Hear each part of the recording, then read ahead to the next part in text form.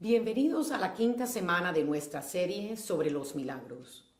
En el último mes hemos estado enfocando nuestros corazones y mentes correctamente para esperar milagros, porque la Navidad es, después de todo, la temporada de los milagros. Un milagro, en términos generales, es algo maravilloso, por lo general con un elemento de sorpresa o lo inesperado. Es algo que nos asombra. La primera Navidad fue un milagro en un sentido más estricto. Un milagro es cuando Dios reemplaza la naturaleza y hace algo que la naturaleza no puede hacer por sí misma. Cada año en Navidad celebramos el milagro más maravilloso. María concibió y dio a luz a Jesús, el Hijo de Dios. Dios envió a su Hijo al mundo para salvarlo, porque sin su intervención el mundo estaba literalmente dirigiéndose al infierno. Para salvarnos, Dios nos envió a su Hijo. A través de estas últimas semanas, hemos visto algunos de los elementos necesarios para un milagro. Hace unas semanas vimos el hecho de que para experimentar un milagro, a menudo nos encontramos en una situación que requiere un milagro. Cuando nos enfrentamos a un gran reto o dificultad abrumadora, estamos más predispuestos a detectar un milagro y reconocer nuestra necesidad de la intervención de Dios en nuestras vidas. Hace 2 semanas descubrimos que para experimentar un milagro necesitamos prepararnos para un milagro. Nos preparamos con el arrepentimiento. El arrepentimiento simplemente hace que reconozcamos ante nosotros mismos y ante Dios que somos responsables por los problemas del mundo. Tenemos algo de responsabilidad por problemas de salud o las relaciones distanciadas o dificultades financieras. El arrepentimiento es un sentimiento de tristeza que nos lleva a cambiar, que nos lleva a la acción y así preparar el camino para que de alguna manera Dios actúe. La semana pasada nos fijamos en la oración como algo vital para un milagro. Las personas que experimentan milagros piden milagros. Ellos no se preocupan y se vuelven ansiosos acerca de sus situaciones, pero hacen sus peticiones, presentan sus necesidades a Dios. Piden específicamente y con un corazón de gratitud a Dios para intervenir en sus vidas. En esta última semana, terminando esta serie, vamos a mirar el elemento más importante para experimentar un milagro en esta temporada de Navidad. Sin este elemento, no vamos a ver un milagro y no podemos esperar un milagro. Hemos insinuado este elemento de importancia vital al comienzo de nuestra serie, pero hoy nos enfocaremos en él. El pasaje que leímos anteriormente es del primer capítulo del Evangelio de Lucas. Los capítulos 1 y 2 de Lucas comparten la historia de la primera Navidad. Después de algunas frases introductorias acerca de por qué Lucas escribe su libro, Lucas comienza su historia de la primera Navidad. Sin embargo, él no comienza con el anuncio del nacimiento de Jesús, cuando el ángel Gabriel se le aparece a María. En vez, comienza con un anuncio sobre el nacimiento de Juan el Bautista, que era el primo de Jesús. Gabriel se le aparece al padre de Juan, Zacarías, y le dice que va a tener un hijo. Ahora bien, Zacarías y su esposa Isabel no tenían hijos y habían llegado ya a una edad en que no podían esperar tenerlos. Eran viejos y así que Zacarías dudaba de las palabras de Gabriel. Como resultado de esta duda, Zacarías quedó mudo durante todo el embarazo de su esposa. Lucas luego nos cuenta la historia de la anunciación, cuando el ángel Gabriel se le apareció a María. El ángel comparte con ella que su prima Isabel, que se pensaba que era estéril y pasada de edad de fertilidad, estaba embarazada. Y lo más importante, le dijo que había hallado gracia delante de Dios y se convertiría en la madre de Dios. María responde: aquí está la esclava del Señor, hágase en mí según tu palabra. María da su consentimiento. El pasaje continúa con lo siguiente. Lucas escribe: unos días después, María se dirigió presurosa a la montaña, a una ciudad de Judá. Entró en casa de Zacarías y saludó a Isabel. Entonces María, al escuchar que ella iba a ser la madre de Dios, va rápidamente para estar con su prima Isabel y ayudarla a prepararse para su bebé, ya que el embarazo de Isabel está más avanzado. Lucas continúa diciendo: cuando Isabel oyó el saludo de María, el niño saltó en su seno. Así que ustedes se pueden imaginar a María entrando por la puerta después de este viaje a través del país y de esta región montañosa, embarazada, a prestar apoyo y aliento y compartir la alegría con su prima de las dos ser madres. Cuando Isabel oye la voz de María, su hijo, que sabemos que es Juan el Bautista, salta de alegría. Esto es genial. Juan el Bautista reconoce, aun cuando bebé, que Jesús es más grande que él. Y esto es un presagio de lo que Juan el Bautista más adelante dice acerca de Jesús, cuando las personas que habían estado siguiendo a Juan comienzan a seguir a Jesús. Juan dice: Él debe crecer y yo menguar. Jesús debe aumentar y yo debo disminuir. Eso es cierto para todos nosotros. Jesús debe aumentar, nosotros debemos disminuir. Lucas continúa: e Isabel quedó llena del Espíritu Santo y dijo alzando la voz: bendita tú eres entre las mujeres y bendito el fruto de tu vientre. ¿Y cómo es que la madre de mi Señor viene a mí? Tan pronto como tu saludo sonó en mis oídos, el niño saltó de alegría en mi seno. Lucas nos dice que Isabel se llenó del Espíritu Santo, que significa que sus palabras fueron divinamente inspiradas. Dios había conmovido su corazón para decirle estas palabras a María. Aquí es donde se obtiene la segunda línea del Ave María. Isabel reconoce que María es más bendecida y honrada por Dios que cualquier otra mujer.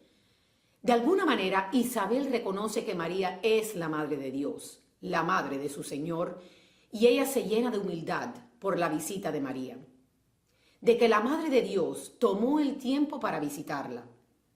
Ustedes pueden sentir la alegría en su corazón.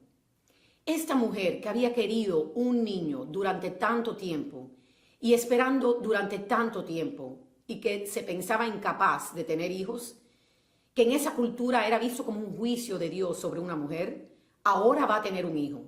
Y ahora ella se da cuenta que María, la que va a traer el Mesías al mundo, ha llegado a visitarla. Isabel había estado esperando un milagro y ahora ella ha experimentado dos. Ella no siente frustración pensando ¿por qué tomó tanto tiempo?, sino se llena de humildad y esto conduce a la alegría.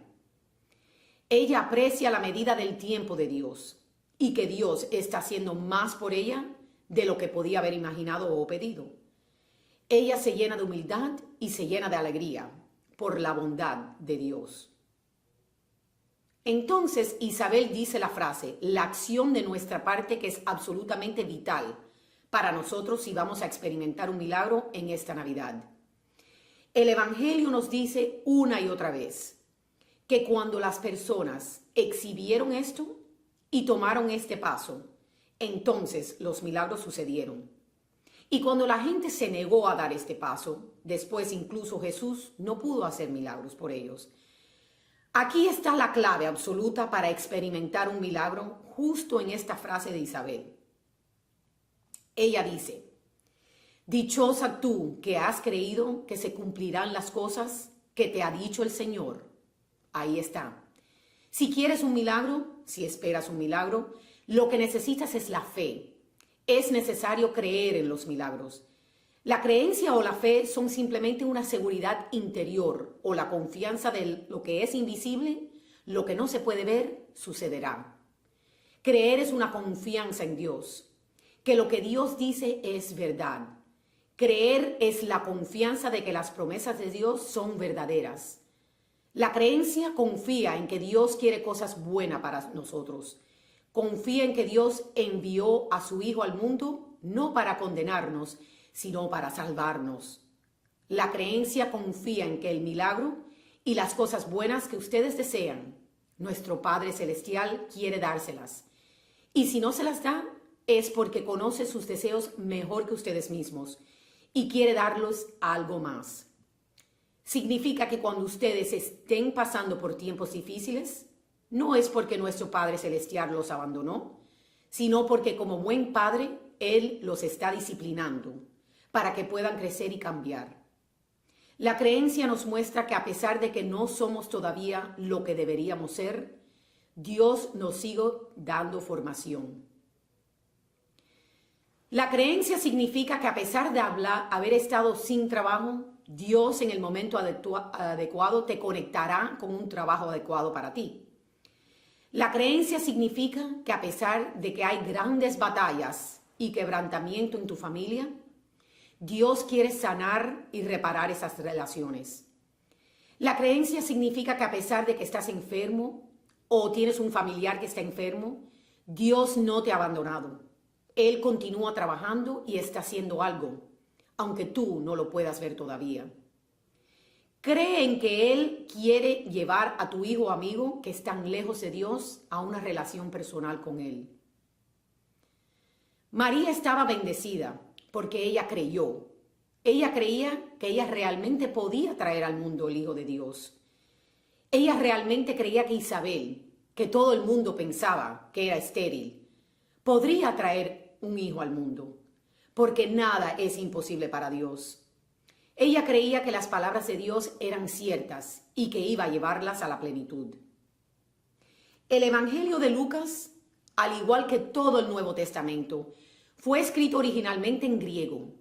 El término griego para algo cumplido es teleiosis, que significa la terminación o logro. María creía, tenía fe en que Dios sería fiel a su palabra, que iba a lograr lo que dijo que haría. Eso es fe, eso es creer. María creyó y por eso recibió un milagro. Esa es la historia de la Biblia una y otra vez, creer y recibir. Creer que las promesas de Dios son verdaderas, creer que Dios tiene el poder para invadir nuestro mundo y crear milagros, creer que nada es demasiado grande para nuestro Dios. Creer que lo vamos a ver actuar. La palabra de Dios es verdad y Él es capaz de lograr mucho más de lo que podemos pedir o imaginar. Entonces, ¿cómo crees? Proclama tu creencia. Le dices a Dios lo que crees.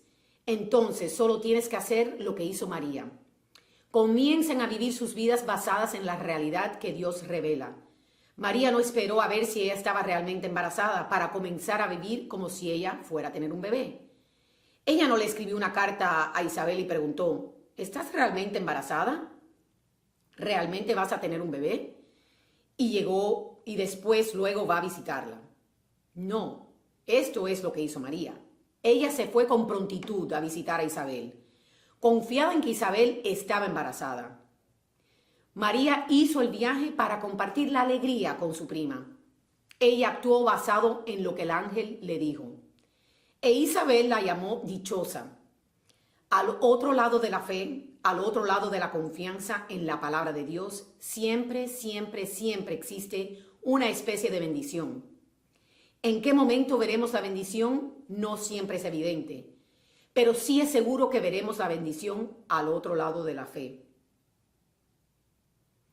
Actúen con la fe al igual que Noé construyó el arca sin ver la lluvia.